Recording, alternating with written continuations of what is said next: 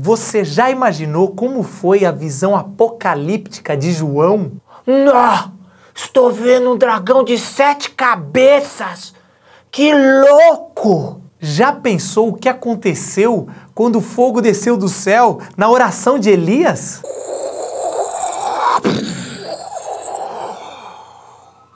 Muito louco, mano! Ou as histórias de Jesus, quando ele conta, por exemplo, de um rico, um bilionário, que dá um banquete e manda chamar todos os mendigos da cidade. Você já imaginou isso? Imaginar pra quê? Com a Bíblia e qualquer outro texto, a gente só precisa de uma coisa, da razão. Quem colocou isso na nossa cabeça?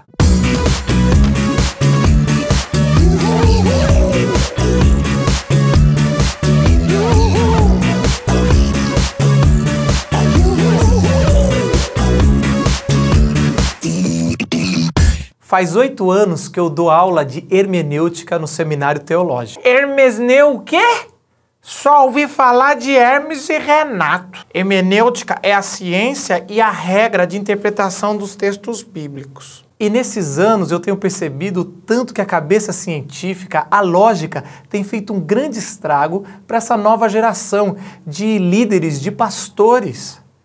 Nos últimos séculos, a razão tem ganhado um valor, a lógica, um valor imenso, como o valor supremo da humanidade. Ela tem o seu valor, mas não é a única forma com a razão de enxergar a vida, de enxergar o texto. Existe uma outra forma. Tá certo, Marcos, você tem razão. Não, razão não. Você tá certo. A razão não tem toda a razão quando se... você entendeu. Ainda bem que esse conceito da supremacia racionalista está ficando para trás, no passado. Mas como tudo na religião cristã e na igreja demora alguns anos para mudar, é sempre um pouco mais atrasados, a gente ainda tem essa cabeça racionalista achando que é o valor supremo da humanidade e a única forma de interpretar a vida. Não fala assim da fé cristã e da igreja. A gente é mó vanguarda. Esses dias a gente aposentou o retroprojetor e já estamos usando até PowerPoint. Modernos. Um dos grandes autores do último século, C.S. Lewis, ele disse o seguinte: a razão leva à verdade, a imaginação leva ao sentido.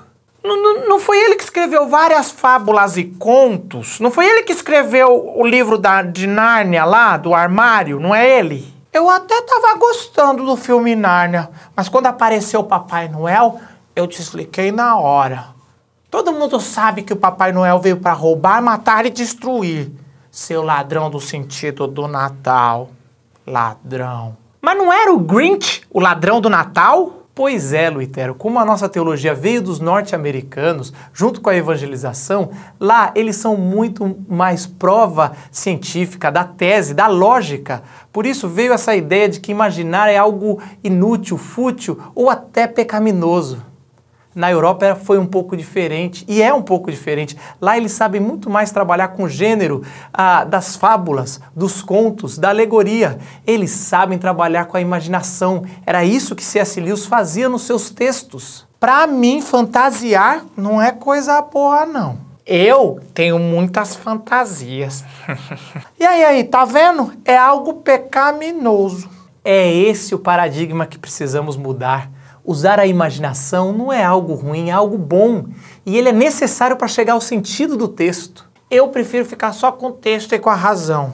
Tá bom demais. O apóstolo João escreveu no seu evangelho que não caberia num livro tudo que Jesus fez ou falou. Há, porém, ainda muitas outras coisas que Jesus fez. Se todas elas fossem relatadas uma por uma, creio que nem no mundo inteiro caberiam os livros que seriam escritos. João 21, 25. Tá aqui. Certa vez, um dos teólogos latino-americanos mais importantes que eu conheço, Ariovaldo Ramos, falou algo genial. Ele falou: a Bíblia é um texto zipado. Zipar não é coisa de computador e arquivo? Não entendi. E essa é a ideia que João e os outros autores da Bíblia sabiam muito bem. Precisamos dizipar o texto da Bíblia para entendermos o sentido dele. Precisamos estudar esse texto e só conseguimos através do Espírito Santo nos iluminando. Aí sim, concordo. De uma boa hermenêutica, que são as ciências de contexto literário, contexto histórico, análise do texto e também da imaginação. Aí, concordo.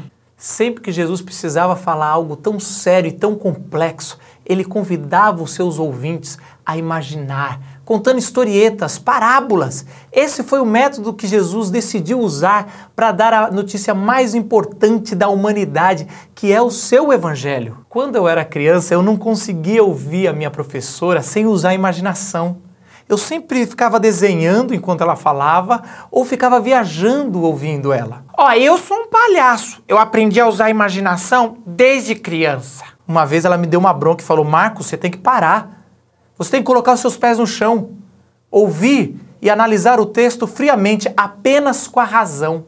É mais ou menos como hoje a gente estuda a vida animal. A gente precisa matar e dissecar um animal, o sapo, para entendê-lo melhor. Ainda bem que só tem isso nos filmes americanos. Aqui no Brasil não tem nem caderno e livro, lápis para estudar. Que ciência é essa que a gente tem que matar a imaginação na hora de ler o texto para entender a verdade do texto? Mas isso aí não faz sentido. Até hoje, vem líderes, vem pastores perguntar como é que eu recupero a imaginação, a criatividade para expor a palavra, para dar uma aula, para escrever uma peça. Me parece que hoje as escolas, os seminários teológicos, as faculdades, a pedagogia têm matado a importância da imaginação no aprendizado. Tirando o curso de publicidade, né? Ou então as professoras de escola dominical de crianças. Elas usam a imaginação. Às vezes eu quero subir lá para assistir com as crianças. Uma boa interpretação, uma análise de texto, tem sempre duas pernas. Um pé está na razão, com tudo que a ciência traz, como contexto literário, contexto histórico, análise gramatical, e toda essa razão leva à verdade do texto, e isso é importante. Mas o outro pé está na imaginação, está no lúdico, está na fantasia, e essa imaginação nos leva para dentro do texto. E lá conseguimos entender o sentido. Ao sair desse texto e da imaginação, conseguimos aplicar a verdade e o sentido no dia a dia. Imaginar não é pecado.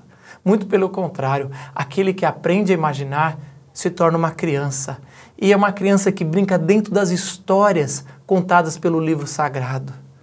Aquele que aprende a imaginar vai entender o sentido de todos os ensinamentos contados pelo nosso Senhor Jesus Cristo. E aí, galera, tem gostado dos vídeos? Olha, se você curte os vídeos do Luitério, não deixa de curtir aqui embaixo. E também divulgar no Facebook e no Twitter. Divulga, hein? Sabia que você pode assistir os nossos vídeos antes de todo mundo? É só assinar o canal. Galera, eu estou com um novo canal chamado Marcos Botelho que você pode assinar e acompanhar vídeos semanalmente. Lá você vai encontrar a série de parábolas de Jesus que eu fiz com várias parábolas. Também você vai encontrar lá o meu vlog semanal que eu faço com atualidades, entrevista, opinião e também o teaser do meu novo livro. Eu lancei um novo livro com a editora Ultimato, Vida Cristã Fora da Caixa. Corra lá e adquira o seu. Esse é o nome do livro? Vida Cristã Fora da Caixa? Não me cheira muito bem, não. Eu tenho uma ideia para um livro pro Tero escrever que daria muito certo. Ó, Vida Cristã Fora do Armário. Chega, chega. Você foi longe demais, Lu. Agora eu vou sair da graça. Eu vou quebrar tua cara.